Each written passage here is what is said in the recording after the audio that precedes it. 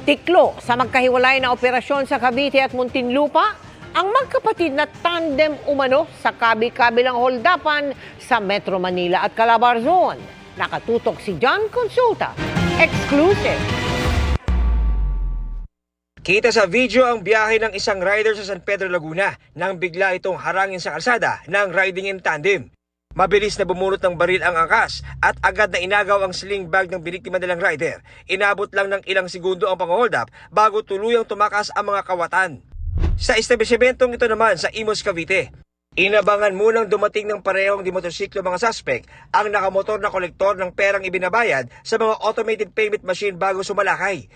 Di na makikita ang aktual na pang-hold up pero kita ang pagtakas sa mga suspect na bitbit na ang sling bag ng biktima na puno ng pera. Nahulikam din ang isa pang biniktimang kolektor ng automated payment machines ng mga suspect sa Muntinlupa City. Una inaalam nila yung araw ng pangungolekta and then yung ruta kung saan dadaan itong mga courier na to.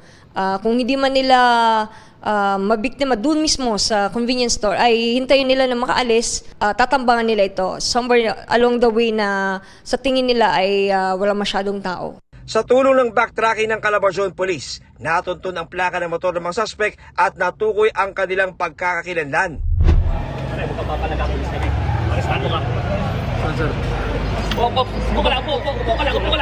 Arestado sa bisa ng warrant sa robbery habang nagsasabong ang 31 anyos na suspect na sinasabing isa sa riding in tandem na nagsasagawa ng seri ng pang-hold up sa Calabarzon at Metro Manila. Naunang naaresto ang kanyang kapatid na suspect din sa isang operasyon sa Muntinlupa sa kahalintulad na kaso. Nandito na tayo sa Vermonts at ito pong isa sa in-expect natin na maaring dadami pa. So pinag-aaralan natin itong mga modus na ito at pinapaigting po ng ating RD yung mga preventive measures. Wala pang pahayag ang mga suspect na nakakulong ngayon sa Cavite at Muntinlupa City. Para sa GMA Integrated News, John Consulta, nakatutok 24 oras.